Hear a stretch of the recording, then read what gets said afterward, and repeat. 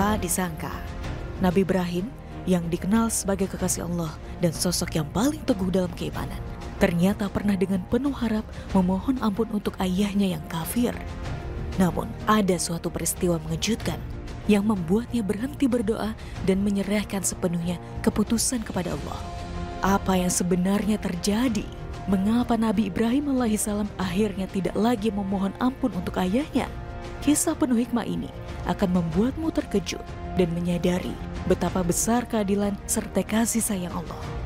Maka saksikan kisahnya hanya di Ramadan Story kali ini.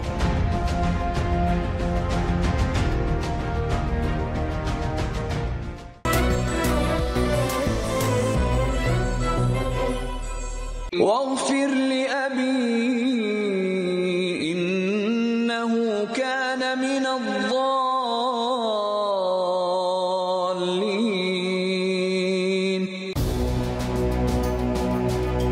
Assalamualaikum warahmatullahi wabarakatuh. Pemirsa yang dirahmati Allah Subhanahu wa Ta'ala, Al-Quran telah menjadi pedoman hidup bagi umat Islam. Ada banyak kisah yang terkandung di dalamnya. Salah satunya kisah Nabi Ibrahim alaihissalam yang memohon ampun terhadap ayahnya yang kafir. Nabi Ibrahim alaihissalam merupakan manusia pilihan Allah, sosok yang penuh kasih dan kelembutan. Menengadahkan tangannya ke langit, suaranya lirih namun penuh harap. Ya Allah, ampunilah ayahku. Air matanya jatuh. Bagaimanapun, Azar adalah ayahnya, orang yang telah membesarkannya meskipun dengan keyakinan yang bertentangan. Hatinya bergetar di antara cinta seorang anak dan ketaatan kepada Allah. Ia tahu ayahnya telah memilih jalan yang salah, tetapi bisakah seorang anak meninggalkan harapan untuk orang yang dicintainya? Maka dengan segala kelembutan, Nabi Ibrahim berdoa, memohon, berharap meski ia tahu bahwa takdir tak selalu berpihak pada keinginannya.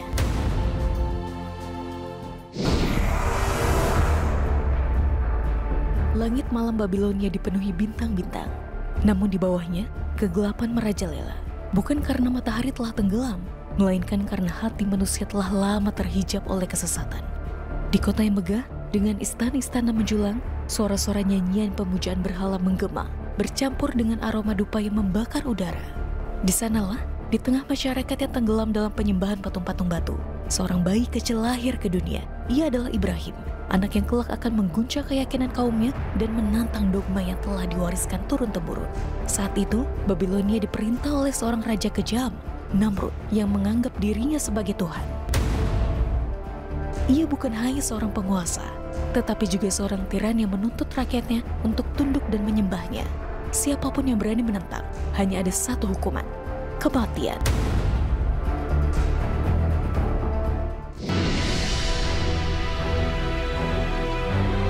Namun, sebuah ramalan mulai menyebar di istana. Akan lahir seorang anak yang akan menghancurkan peribadatan berhala dan menggulingkan kekuasaan Namrud. Ketakutan melanda sang raja. Ia memerintahkan pembunuhan massal terhadap setiap bayi laki-laki yang baru lahir. Tangis bayi bercampur dengan jerit kesedihan para ibu, sementara pasukan berjalan tanpa belas kasihan.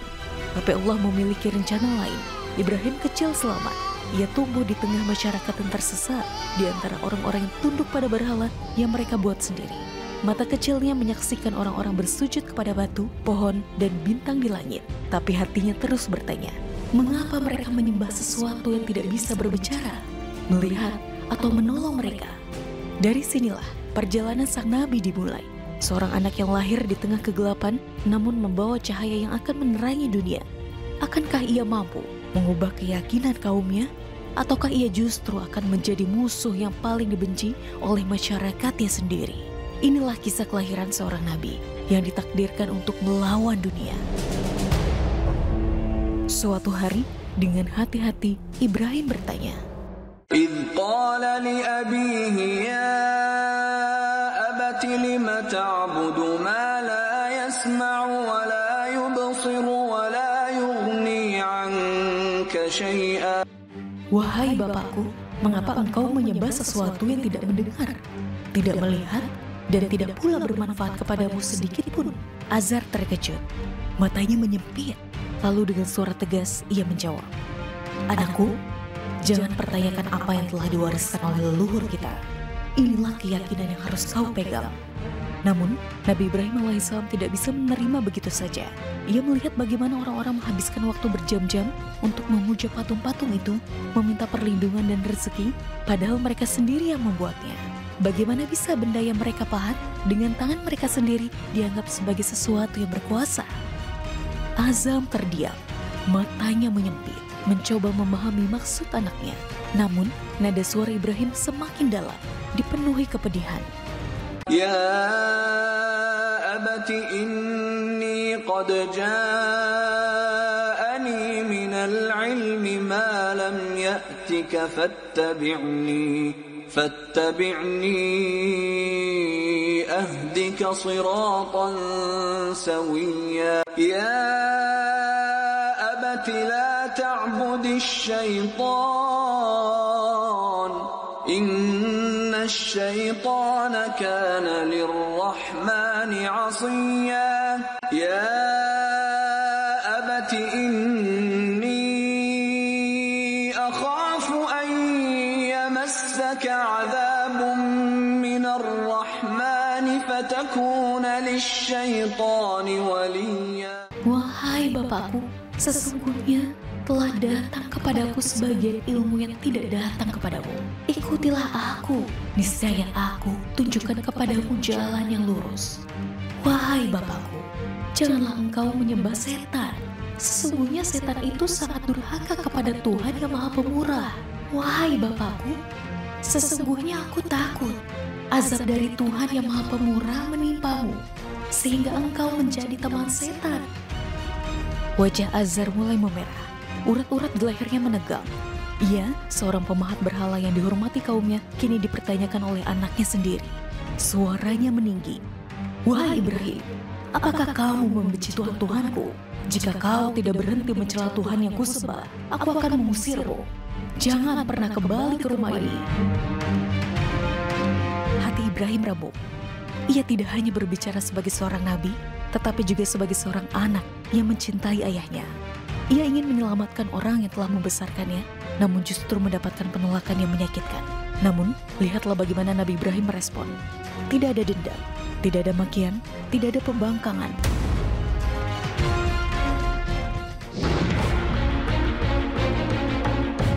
Seorang anak yang diusir tapi tetap mendoakan. Seorang anak yang ditolak tapi tetap mencintai. Lalu, dengan langkah berat, ia pergi. Meninggalkan rumahnya, meninggalkan ayahnya, tetapi tidak pernah meninggalkan doanya untuk sang ayah. Namun, apakah Allah akan mengabulkan doa tersebut? Inilah awal perjalanan seorang nabi. Dakwah pertamanya bukan kepada orang asing, tetapi kepada orang yang paling ia cintai. Semakin kuat keyakinannya, semakin besar pula perlawanan yang ia hadapi. Bahkan, ayahnya sendiri, orang yang seharusnya paling mencintainya, kelak akan menjadi orang pertama yang menolaknya. Sanggupkah Nabi Ibrahim alaihissalam tetap teguh dalam pencarian yang akan kebenaran? Bukan kemarahan yang ada di hatinya. Tidak ada dendam, tidak ada benci. Hanya kesedihan dan kasih sayang yang belum terbalaskan. Di tengah malam yang sunyi, Nabi Ibrahim mengangkat tangannya ke langit. Dengan suara bergetar, ia berbisik kepada Tuhan. Ya Allah, ampunilah ayahku. Sesungguhnya dia termasuk orang-orang yang sesat. Ia tahu ayahnya telah menolak kebenaran. Ia tahu ayahnya telah memilih berhala daripada Tuhannya. Tapi bagaimana mungkin ia berhenti berharap? Bagaimana mungkin ia membiarkan orang yang telah membesarkannya tenggelam dalam kesesatan?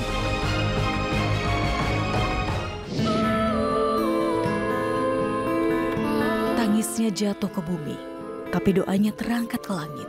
Ia tidak meminta kehancuran untuk ayahnya, melainkan ampunan. Ia tidak mengadukan keluh kesah, tetapi memohon kebaikan. Namun, Allah memiliki ketetapannya. Ketika seseorang memilih jalan kesesatan dan menutup hatinya dari kebenaran, bahkan doa seorang nabi pun tidak bisa mengubah takdirnya. Allah menegur Ibrahim bahwa doa bagi orang yang mati dalam kekafiran tidak akan diterima. Hati Ibrahim semakin remuk. Ia bukan hanya tentang kehilangan seorang ayah, ini tentang kehilangan harapan bahwa ayahnya akan kembali kepada kebenaran. Tapi, meskipun doanya tidak dikabulkan, cinta Ibrahim kepada ayahnya tidak pernah berubah. Ia tetap mendoakan keselamatan untuk anaknya. Ia tetap mengenangnya dengan kasih sayang. Karena begitulah seorang anak yang berbakti. Tidak pernah berhenti berharap kebaikan untuk orang tuanya, bahkan ketika dunia memisahkan mereka. Malam itu, di bawah langit Babilonia, seorang anak kehilangan ayahnya. tapi tidak pernah kehilangan cintanya.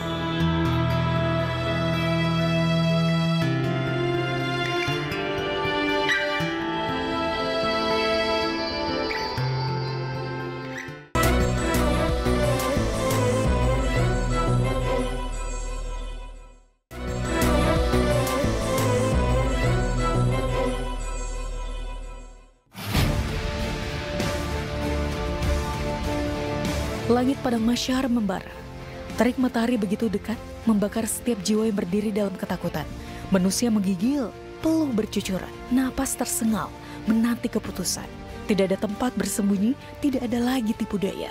Hari itu adalah hari keadilan yang sesungguhnya. Di antara miliaran manusia yang menunduk dalam ketakutan, terdapat satu sosok yang kehinaannya melampaui semuanya. Tubuhnya hitam legam, lebih gelap dari kegelapan malam. Debu menempel di kulitnya yang penuh noda dosa. Azar, ayah dari Nabi Ibrahim, kini berdiri dalam kenistaan yang tiada tara. Di dunia, ia adalah seorang pemahat berhala, bukan hanya penyembah, tetapi juga pencipta kesyirikan. Tangannya membentuk patung-patung yang disembah manusia, tetapi hatinya tetap membatu saat kebenaran datang.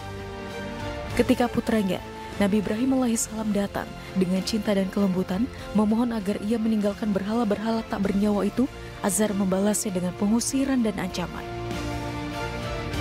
Jika kau tidak berhenti, aku akan merajammu. Pergilah dan jangan pernah kembali.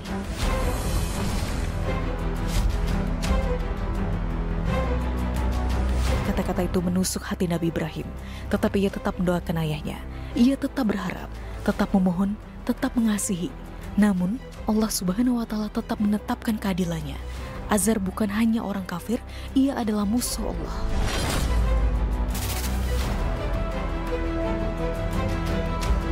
Sekarang di hadapan seluruh manusia dan para malaikat, Azar berdiri dalam kehinaan yang tak bisa dibandingkan dengan siapapun.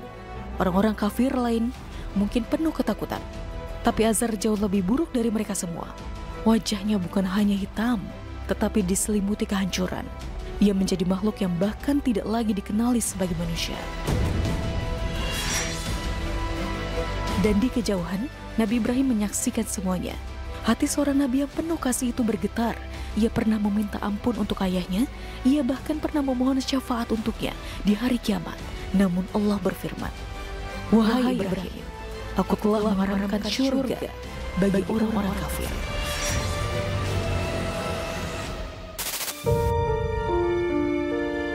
Maka, agar Ibrahim tidak lagi bersedih, Allah mengubah Azar menjadi makhluk yang hina. Ia bukan lagi manusia yang bisa dikenali, tetapi simbol dari kehancuran, seorang yang dengan sadar menolak kebenaran. Dan saat itu, Nabi Ibrahim pun memahami ayahnya telah hilang selamanya.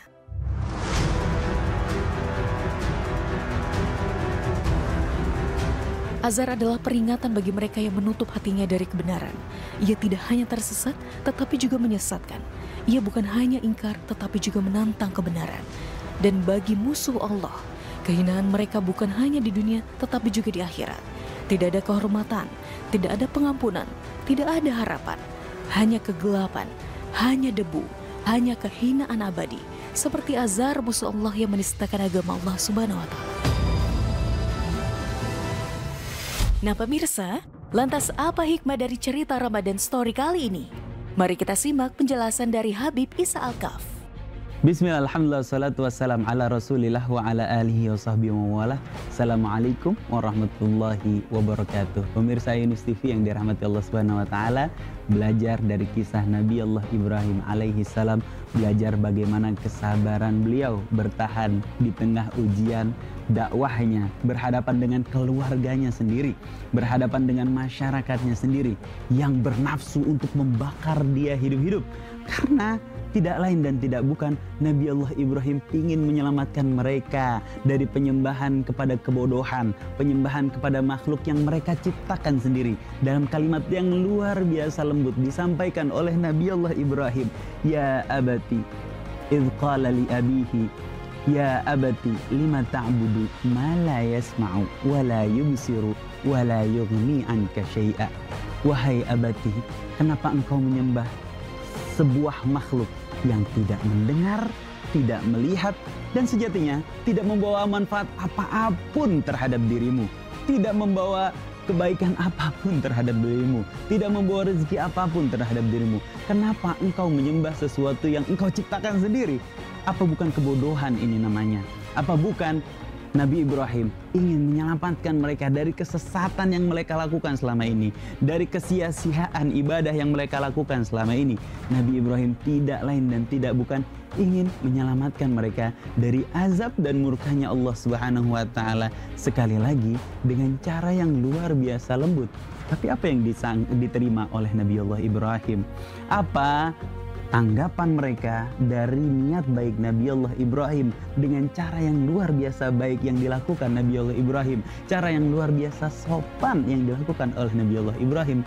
Mereka murka atas ajakan Nabi Allah Ibrahim dengan kesombongan mereka.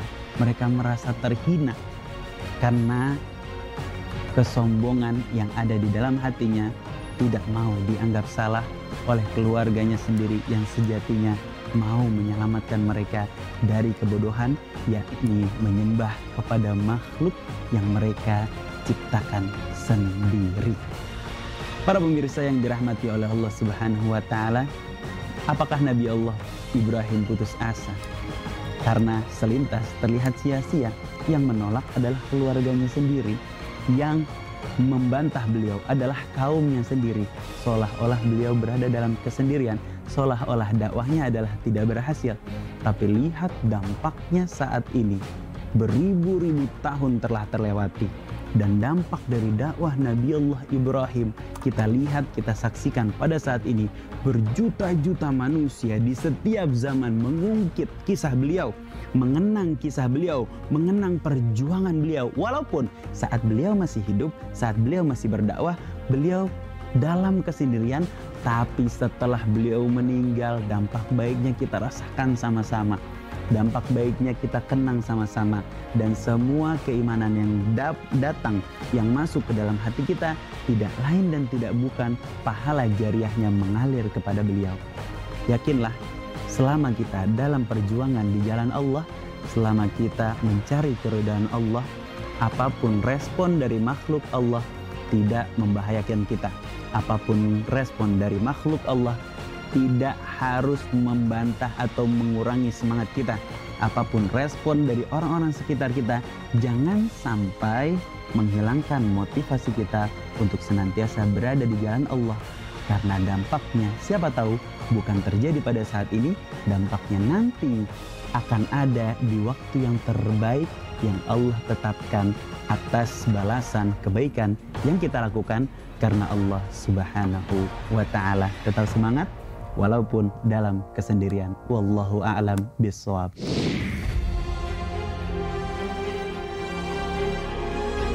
Kisah Nabi Ibrahim alaihissalam bukan sekadar cerita tentang seorang anak yang ditolak oleh ayahnya atau seorang nabi yang diuji dengan berbagai cobaan.